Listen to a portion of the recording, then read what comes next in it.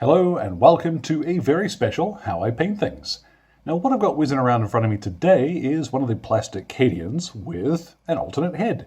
The idea here to make up one of the guys from the Armageddon Steel Legion, which presently getting your hands on official miniatures can be a bit of a mission because they were only ever released in metal, and of course they don't really appear in the codex at the moment. So yeah. Some of us still really hold to the old miniatures though, and the old style was pretty cool. So this fella here, he is using one of the Tiny Legends heads, and I'll make sure there's links in the description where you can go find those. They're very cool. You've seen them on the channel before when I did a Krieg dude with an alternate head as well. So lots to look at today. The method itself though is nice and simple. So all of the paints will be listed in the description below. Same as always, let's get started. Now before we get straight into the painting, I figure it's worth quickly showing you what the actual heads look like by themselves. Now this is a resin print, this one's come off my Satin 4, but you can also order these as printed parts, so if you don't have a printer, you're not going to be missing out. They're really good. And there is also an option that they come with a little dust filter. So if you want the hose and the box, which is normally attached to the Steel Legion guys, what I did find is that trying to get it to fit with the Cadian bodies was a lot of work because they're just not designed with it in mind that there would be something tucked up against their chest. So the posing on them is very cool, but it's not really conducive to the box being there. Now to start off with, I have primed this guy with skeleton bone, although if you wanted to, desert yellow would also work pretty well here. Couple of spritzes of that in nice sweeping bursts. So the first place we're going to start is with his skin. Now there's ordinarily not a lot of this showing. Like on the official Steel Legion dudes, of course, they've got those big gauntlets. But these chaps, while you could paint the skin, or the hands in rather, with a brown, like a leathery sort of thing, it's going to look like skin-tight little leather gloves. I think it's going to be better, personally, if we paint them in with agate skin here. This is our base coat. So just a little of this, you'll find it covers very well. And if you've got any dudes who have their masks open enough, you can just blorp this in there quickly. Don't worry about being messy. Now you can pick whatever color you like to paint in his skin, but I kind of see these guys as being quite pale with the masks always up, although then their hands will probably be more exposed. Oh well, it's up to you to determine what you want to do. I'm going to use here deep gray to paint in his trousers, and this will cover extremely well. You'll see I'm being relatively careful. You don't need to be at this stage, but while you have got this out, what I'd suggest is this little collar section he's got, like an undersuit sort of thing. Go ahead and pop that in with gray now. Now that is just one coat over that skeleton bone. I really like how deep gray covers. We're going to move on now. This is Wasteland clay, and we're going to paint in his jacket with this. Now you can also use, it's camo sand from the German historical paint set. Now, it's quite similar to this, maybe just a little bit more yellow and slightly more rich. So close enough that if you've got one or the other, you could use them, I would say not necessarily interchangeably, but they're going to look very similar. Now, as well as that step, I also remembered that he has this little roll across his shoulders, so I hit that with some deep gray that was still on my palette. What we'll move on to, though, is the leather details, and for this, I'm going to use oak brown. This is a nice, deep, dark, reddish sort of brown, which makes it perfect for leather. You could also do slightly lighter if you wanted to, something like Tree Ancient or even Dryad Brown, but this is how I'm going to do it. So carefully over all of the leather stuff. Now there is quite a bit of that, and here you've got a choice. You can carry on painting in his mask and his gaiters using that same brown. And if I'm thinking of the original Steel Legion miniatures, that would probably be more accurate because they didn't really have a huge number of different sort of details on them. What I am going to do though is actually go to leather brown, because I want the mask and gaiters to look a slightly different material, almost like they are softer, let's say. So, like I said, you can stick to one color or the other. If you want that nice dark finish, then just doing oak brown would probably work better, but it's my toy soldier. I get to paint him how I want. Now, when I'm painting a large army, where I want to do the basic infantry very quickly, but still have them look interesting on the table, what I like to do is split them down into soft details like equipment and obviously uniform, and then the hard details, things that are going to be metallic or armor and things like that. Now, with the mask and the gaiters done, we've covered all of the soft details on this fella. Now what we're going to do is a quick dry brush.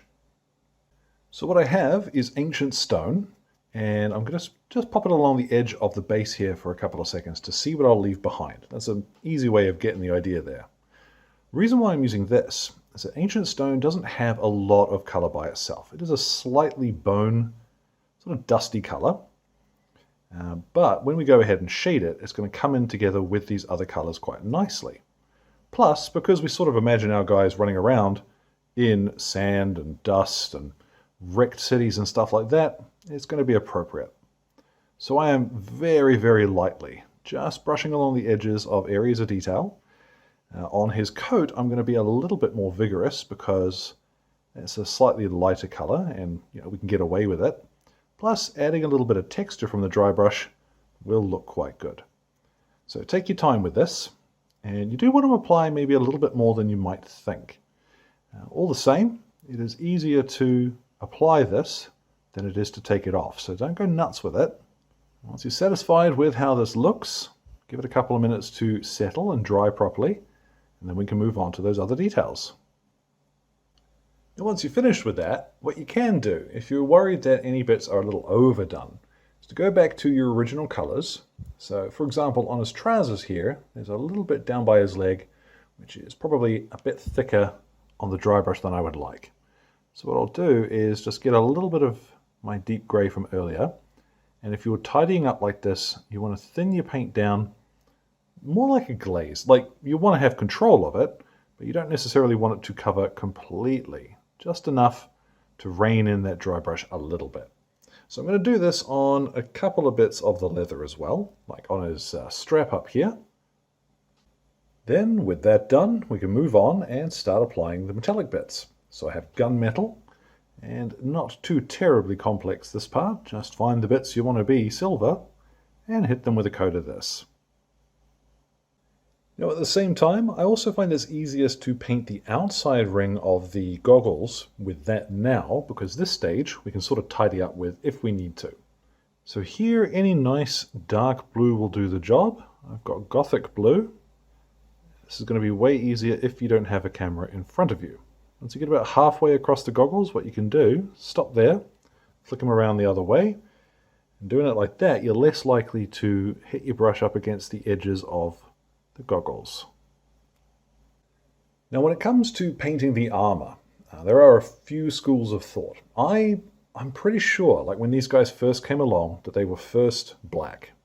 But a lot of folks since then, or at least people with better eyes than me, have started mixing in like field gray and what have you into black. Now that's up to you.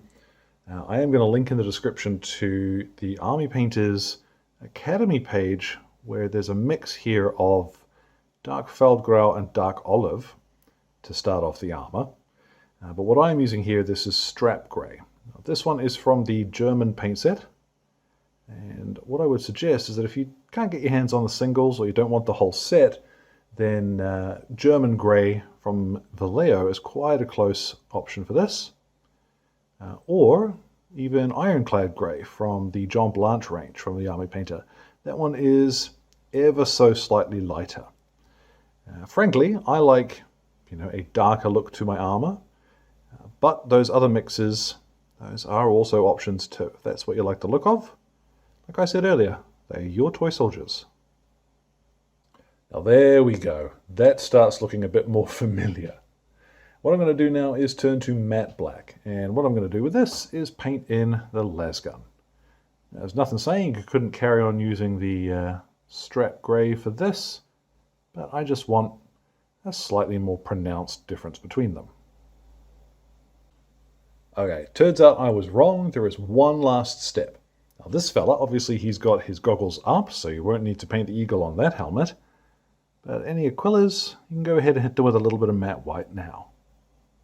Now, once you've done any last minute tidy up that you need to, what I've done here is to mix up half and half. This is strong tone and Speedpaint Medium. The strong tone by itself can be quite strong, for lack of a better term, but the Speedpaint Medium, as well as thinning out that color a little bit, is going to make sure that it is helped to settle in the recesses and avoid staining the high points of the model.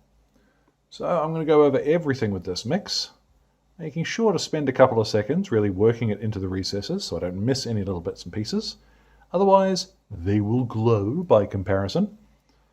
Over the entire miniature, take your time here. If you get any big unnatural looking pools, like say if I just blop this on here, this amount of wash in one place is not going to work.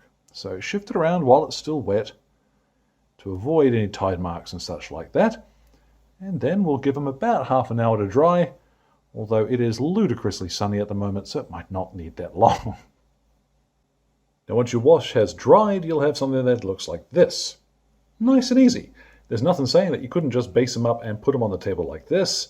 Particularly en masse as an army, he's going to look fine. But we can take things a little further, and it won't take long to do just one or two extra steps to really make it look better.